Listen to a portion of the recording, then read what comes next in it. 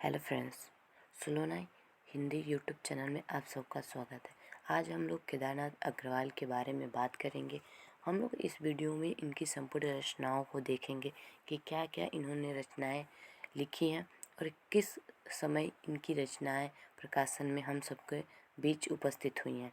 तो इनकी रचनाओं को देखने से पहले हम छोटा सा इनके बारे में एक देख लेते हैं। इनका जन्म स्थान और इनकी मृत्यु कब होती है, इनका नाम, इनका पिता का क्या नाम, बस इस छोटे से देखते हैं। उसके बाद इनकी रचनाओं के बारे में हम लोग बात करेंगे।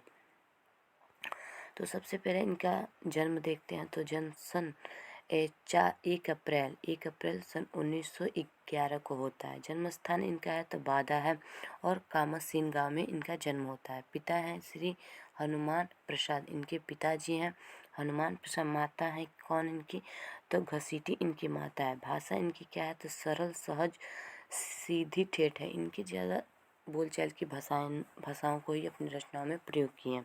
इनकी पत्नी का क्या नाम है, तो पार्वती देवी इनकी पत्नी है। अब हो गया इनके बारे में थोड़ी सी जानकारी। और ये प्रगतिवादी कवि हैं, प्रगतिवादी कवि हैं। तो ठीक है, ये हम लोग थोड़ा सा देख लिए।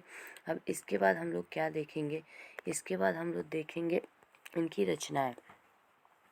तो इनकी रचनाएं बहुत सारी हैं और एक एक करके इनकी पूरी रचनाएं देखेंगे और इनका प्रकाशन वर्ष भी देखेंगे। तो सबसे पहले हम लोग इनकी रचनाओं में देखते हैं युग की गंगा। और युग की गंगा इनकी है 1947 की। नींद के बादल 1947 की ये भी है। लोक और आलोक ये 1957 की रचना है। रंग नहीं सॉरी फूल नहीं रंग बोलते हैं जो 1965 की रचना है। देश देश की कविताएं ये अनुवादित रचना है इनकी, क्या है, अनुवादित रचना है। और आगे देखें तो गुल मेहदी का प्रकाशन वर्ष है इनका 1978, क्या 1978। आग का आईना 1970 है। ये देखिए सीक्वेंस में भी पूछता है नेट में कि ये रचना है और ये 4 रचनाएं 5 रचनाएं दे देगा और उसके बाद उसका प्रकाशन वर्ष दे देगा। एक साइड मान लीजिए ये रचना हो गई और दूसरे साइड क्या हो गया, प्रकाशन वर्ष हो गया। अब इसको ऐसे कोड दे देगा। अब यहाँ पे कोड मिलाना होता है, ऐसे ये सारे चीज़ें दे देता है। तो हम लोग कौन सा देखे थे, गुल मेहदी का प्रकाशन क्या है, तो 1978 है। आग का आईना 1970 है। पंख और तलवार का प्रकाशन वर्ष क्या है, तो 1979 ये प्रकाशन वर्ष है इसका। हे मेरी तुम 1981 इसका प्रकाशन है। हे मेरी तुम का प्रकाशन वर्ष है 1981 में ये रचना लिखा गया था। और आगे देखें तो इनका मार प्यार की थापे के प्रकाशन वर्ष है उनका 1981 में भी इनकी ये प्रकाशन में आया था। कहे केदार खरी खरी, क्या केदारनाथ की कहे कौन सी रचना, कहे केदार खरी खरी। इसमें तो वैसे ही हम लोग याद हो जाएगा, मान जाए कहे और कौन कहे, केदार। और केदार की रचना क्या है, कहे केदार खरी खरी। और प्रकाशन वर्ष है 1983, क्या 1983 ये इसका प्रकाशन है। और देखें तो आगे क्या है, मुंबई का रक्त स्थान और प्रकाशन 1983 है।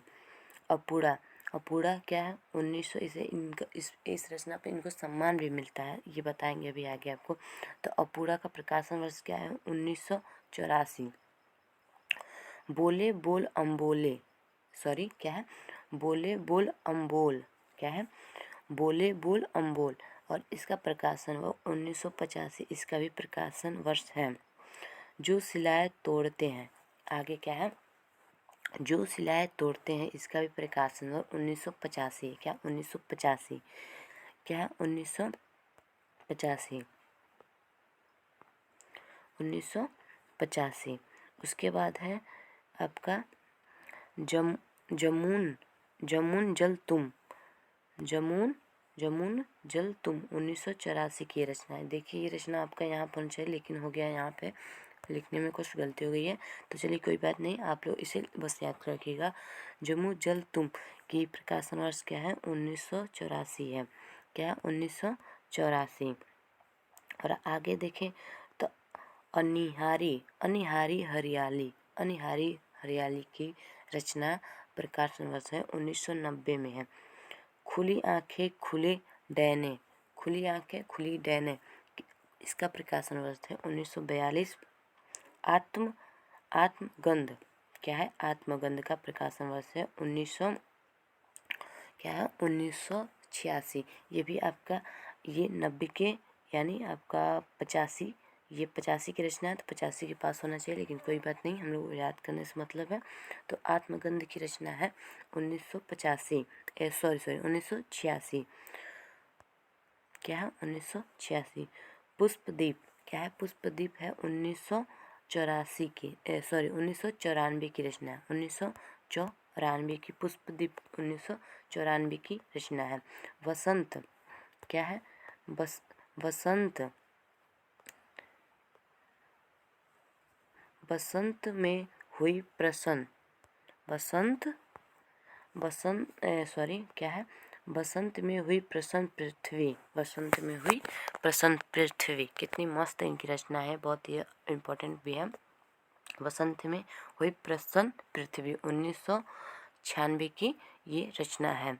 1996 की ये रचना है। कहकी कोयल कुहकी कोयल खड़े पेड़ की दे क्या है? कुहकी कोयल खड़े पेड़ की दे ये है 1997 की रचना। चेता नैया खेता चेता नैया खेता क्या है? चेता नैया खेता ये इनकी रचना। और गद्य साहित्य में इनकी रचनाओं पे हम लोग बात करें तो गद्य रचना इनका समय समय पर आएगा 1970 की रचना है। विचार बोध आएगा 1980 की रचना है। 1980 की रचना है। यात्रा स्मरण बस्ती खिले गुलाबों की क्या है? यात्रा स्मरण बस्ती खिले गुलाबों की 1974 की इनकी रचना है। दतिया है। दतिया 1985 के ये उपन्यास है इनका। बैलबाजी मार ले गए ये अधूरा इनका उपन्यास है। इनका 2 उपन्यास है, दतिया, बैलबाजी मार ले गए, जो ये अधूरा है। ऐसे भी क्वेश्चन पूछता है बैलबाजी मार ले गए किस विधा का है और ये किसकी कृति है और ये क्या ये अधूरा है या ये कंप्लीट है, ऐसे भी करके क्वेश्चन पूछता है। ओके, तो अब इनका काव्य भाषा देखते हैं। तो इनकी काव्य भाषा क्या है? तो कवि केदार जी का काव्य भाषा गांव की सीधी ठेठ शब्दावली तथा प्राकृतिक दृश्य की प्रमुखता के कारण भाषा की मर्सिडता और कोमलता है। इनकी भाषा हम लोग शुरू से हम बता रहे हैं कि ये गांव में जैसे गांव की भाषा है, बोलचाल की भाषा है, जन के संपर्क में भाषा, उन्हीं में इनकी रचनाएं देखने को मिलती है।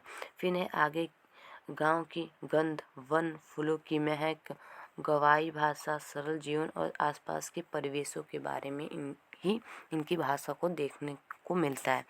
हमने बात किया था ना सम्मान और पुरस्कार, तो देखते हैं सम्मान और पुरस्कार में क्या है, इन्हें किस किस रचनाओं पे इन्हें सम्मान मिला है।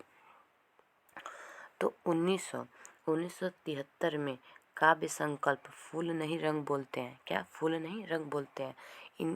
इस रचना पे इन्हें सोवियत लैंड नेहरू सम्मान से सम्मानित किया गया था।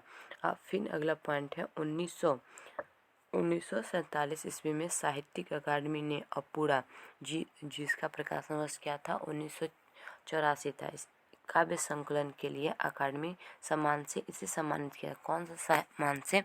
तो साहित्यिक अकादमी साहित्य से इन्हें सम्मानित किया था। अगर अगले पॉइंट की हम लोग बात करें तो अगला पॉइंट है वर्ष 1990 से 1991 में मध्य प्रदेश प्रशासन ने मैथिली सड़क गुप्त सम्मान से इन्हें सम्मानित किया था। मध्य प्रदेश प्रशासन जो है उन्हें मैथिली सड़क गुप्त से 1990 या 91 में इन्हें मैथिली सड़क गुप्त से सम्मानित किया था। 1986 में मध्य प्रदेश साहित्यिक परिषद द्वारा तुलसी सम्मान से भी सम्मानित है। तो इन्हें कितने सम्मान मिले हैं? पहला तो सोवियत लैंड वाला हो गया नेहरू, और दूसरा साहित्यिक अकादमी, और तीसरा आपका मैथिली सड़क गुप्त, और चौथा है तुलसी समान, ये इन्हें रचनाएं मिली हैं। तो और हमने अनेक लेखकों का रचनाओं के बारे में बताया, जो आपको डिस्क्रिप्शन में हमने लिंक डाल देंगे, वहाँ से भी आप देख सकते हैं। और आप किसी भी टॉपिक पर आपको वीडियो चाहिए तो हमें बता सकते हैं, हम वो उस पर कोशिश करते हैं अच्छे से अच्छे कंटेंट उपलब्ध कराने के लिए। तो थैंक यू।